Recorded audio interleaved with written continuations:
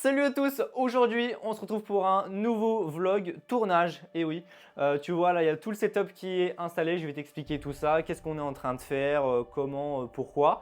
Alors là en fait on est en train de réaliser, le but ça va être de faire deux plans en fait. Donc un premier plan dans l'aquarium et puis un deuxième plan qui va être hors aquarium.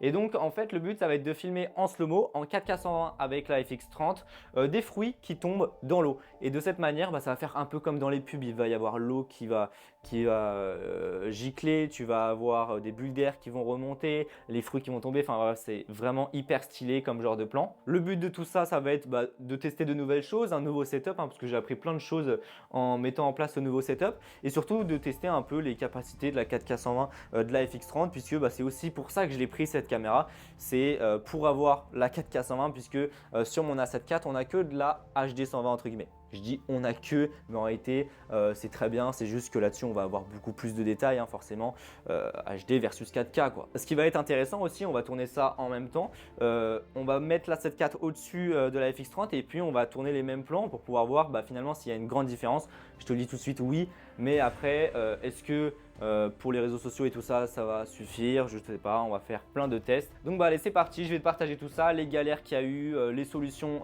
que j'ai trouvées, qu'est-ce qui manque à ce setup. Et puis après c'est parti, on va tourner tous ces plans là, sachant qu'on n'a pas beaucoup le droit à l'erreur, puisque l'eau elle est propre, mais voilà, à force de mettre des choses dedans, de les retirer, mettre les mains dedans et tout ça, forcément elle va devenir sale, donc on n'a pas beaucoup d'essais. Bon allez là du coup c'est parti, je suis avec Nathan qui va m'accompagner sur le tournage, voilà, on va faire tout ça, c'est toujours mieux d'être à deux parce que sinon c'est très long et très chiant, puis c'est toujours mieux voilà, de partager l'expérience. Donc là finalement, je suis en mode vlog avec l'iPhone en fait, donc dis-moi ce que tu en penses de ce setup. J'enregistre avec les DJI mic qui sont branchés sur l'iPhone, c'est hyper pratique.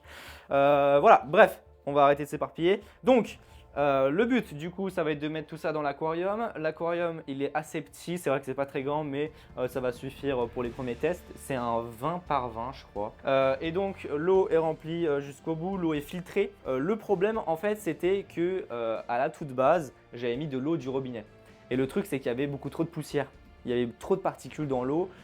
Donc, j'ai trouvé la solution de filtrer l'eau. De la filtrer, voilà, de la filtrer avec un filtre à eau. Mais il y a aussi la deuxième possibilité, c'est d'acheter des bouteilles d'eau, voilà, des bouteilles d'eau en supermarché ou d'acheter de l'eau déminéralisée. Normalement aussi, quand on fait ce genre de choses, on va mettre de la gélatine dans l'eau de manière à faire en sorte que l'eau soit un peu moins liquide et un peu plus visqueuse entre guillemets. Et comme ça, quand tu vas faire tomber des choses dans l'eau, les éclaboussures vont être beaucoup plus intéressantes. Et les choses que tu vas mettre dans l'eau vont mettre plus de temps à tomber en bas et donc c'est beaucoup plus intéressant en slow-mo. J'ai de la gélatine chez moi, mais j'avoue que j'avais la flemme. Voilà, pour ces premiers tests, on va faire 100 et puis sur de prochains tournages, on fera avec. Ensuite, problème suivant, une fois qu'on a obtenu une eau super propre, eh bien, il y a le problème des reflets. C'est-à-dire qu'en fait, j'ai eu pas mal de problèmes de reflets. Le truc, c'est que tu vois, regarde, sur les vitres, on va avoir finalement du reflet. Alors, pour résoudre ce problème, il y a différentes solutions. Tu vois, en fait, le principal problème, malgré tout ce que j'ai fait, je vais te montrer ça, c'est qu'en fait, sur le derrière, donc la vitre arrière, on va avoir un reflet de la tomate qui est juste là sur la vitre qui est derrière. Et ça, c'est très chiant. Alors, pour faire en sorte qu'on ait le moins de réflexion, eh bien, il faut mettre un fond noir directement sur le devant et le derrière de l'aquarium. Le truc, c'est que malgré ça, eh bien, comme tu l'as vu, on a les reflets derrière. Et donc, en fait, la solution, voilà, c'est ce qu'on est en train de faire avec Nathan. On est en train de découper une pochette de classeur noir, tu vois, une pochette noire. Et donc, cette pochette, en fait, on va la mettre dans l'aquarium, à l'intérieur, de manière à recouvrir la face qui est juste là. Et comme ça, directement, on aura un fond mat, bien noir.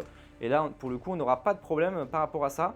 Ensuite, au niveau des filtres, forcément, j'ai mis un CPL.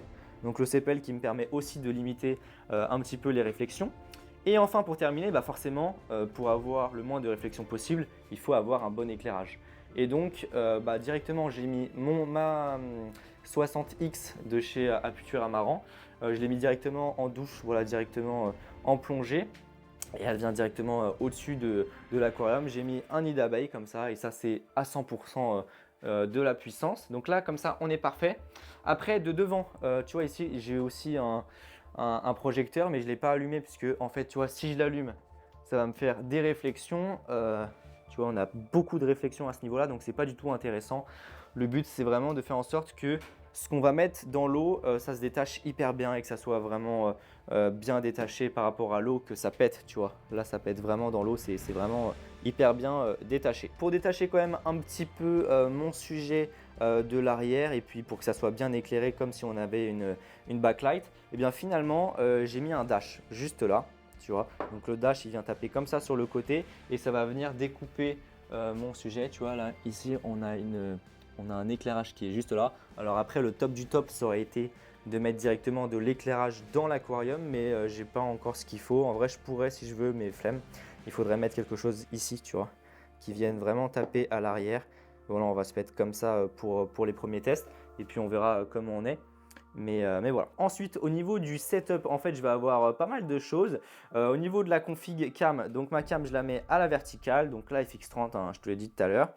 À la verticale, pourquoi? Parce que déjà, ça me permet de capturer un maximum mon sujet dans sa chute.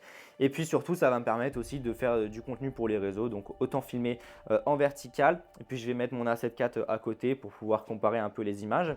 Ici, j'ai mon Blackmagic Video Assist, donc pour avoir un moniteur un peu plus grand. Alors, on va shooter en log. On shoot en log en mode Cine AI.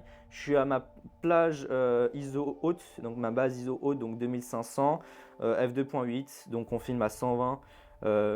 J'ai monté un peu plus mon obturateur, je me suis mis à 250 de manière à figer un peu plus mon objet, tu vois, enfin mon sujet plutôt, et faire en sorte que vraiment que ça soit le plus net possible tout en gardant quand même un petit peu de flou de bouger. Donc comme ça c'est parfait et je trouve que 250 c'est pas mal. Voilà au niveau du setup. Après pour ce qui est des fruits, alors on a essayé d'avoir le plus de couleurs possible et des couleurs vives, pas que du noir ou pas que du rouge. Donc on a pris un peu de tout, des citrons et surtout ce qui rappelle la fraîcheur, hein, parce que le but quand même c'est que on va mettre des fruits dans l'eau. Bah, une ambiance smoothie en fait. Hein. Ouais, une ambiance, je sais pas, cocktail, un truc plage, tu vois. Donc il faut que des choses, des fruits qui nous font penser à la fraîcheur. Donc on a du citron, du kiwi, on a coupé ça en fines lamelles de manière à faire vraiment ressortir, tu vois.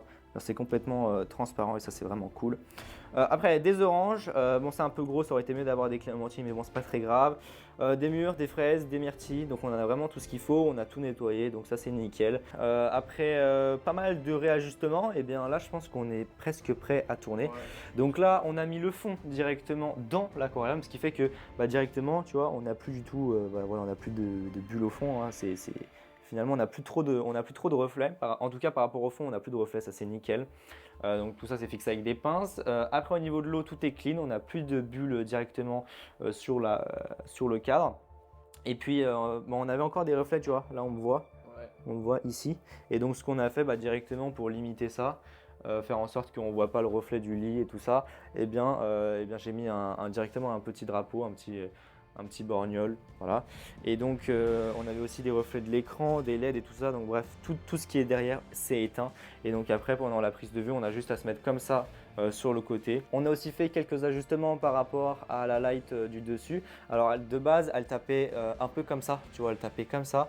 Et là, on a inversé, on l'a fait taper comme ça, puisque pareil, on avait du reflet sur la vitre avant. Donc là, maintenant, les derniers détails à faire, ça va être tout ce qui est mise au point. Hein. Donc directement, comme on est en manuel, eh bien, il va falloir faire la mise au point manuelle directement. Donc c'est très simple, je vais mettre mon doigt au milieu comme ça. Et tu vois, là, il dépasse. Donc à partir de là, il n'y a plus qu'à activer la loupe. Tu vois, j'active la loupe, je fais OK. Et donc là, après, j'active le picking, tu vois. Et puis, je fais ma mise au point. Hop, et là je sais que je serai parfait directement sur le centre. Après pour t'aider, sur les dernières caméras de chez Sony, on a aussi le Focus Map.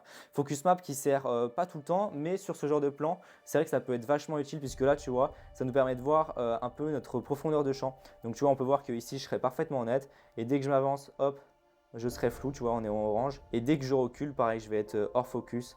Donc voilà, ça c'est super pratique. Bon allez, là tout est installé, il y a les deux cams qui sont prêtes à tourner. J'ai mis la 7.4 comme ça à l'arrache sur un bras magique juste à côté.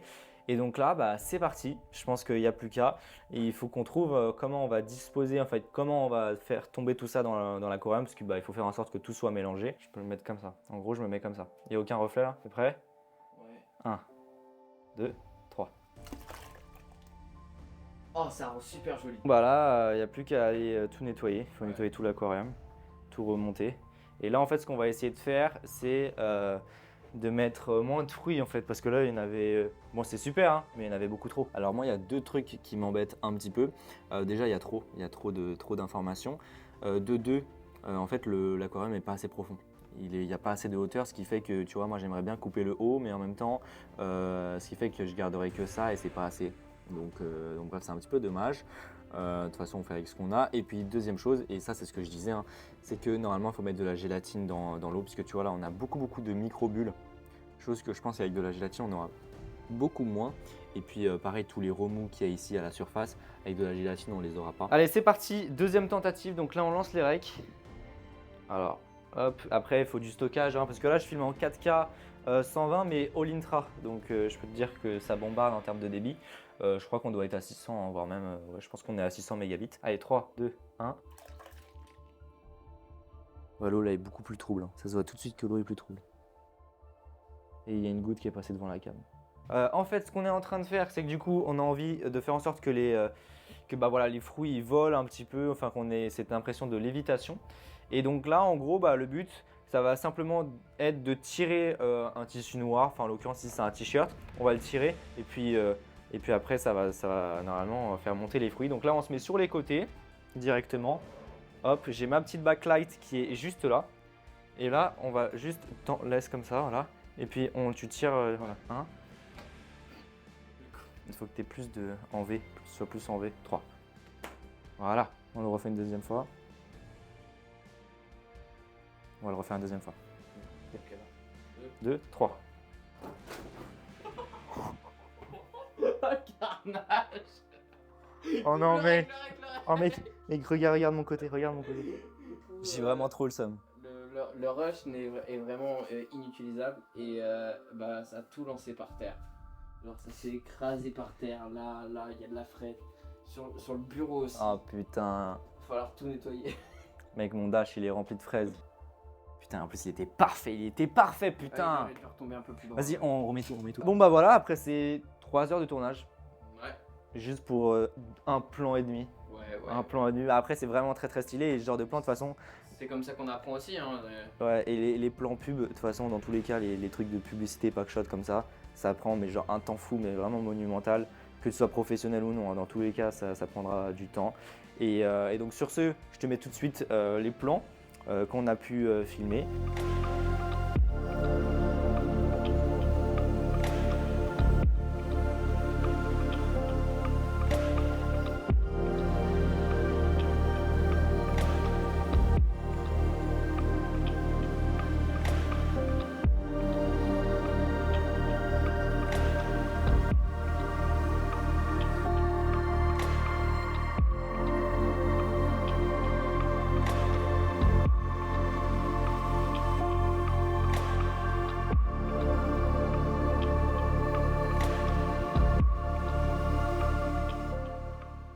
Bon bah voilà pour les rushs, hein, c'était assez rapide finalement. Ouais.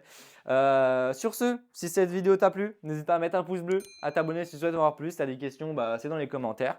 Et n'hésite pas à me suivre sur Instagram et à partager cette vidéo. Et puis sur ce, on se reprend une prochaine vidéo. Ouais. Allez, salut! Salut à tous! Aujourd'hui, on va voir ensemble comment choisir son moniteur en fonction de son utilisation. Oui, puisque aujourd'hui, on a quand même pas mal de modèles sur le marché qui seront peut-être adaptés à tes besoins ou non. Et par la même occasion, je vais en profiter pour te présenter le Memory de chez Imbol. C'est le nouveau moniteur que je viens de recevoir. Franchement, il se débrouille.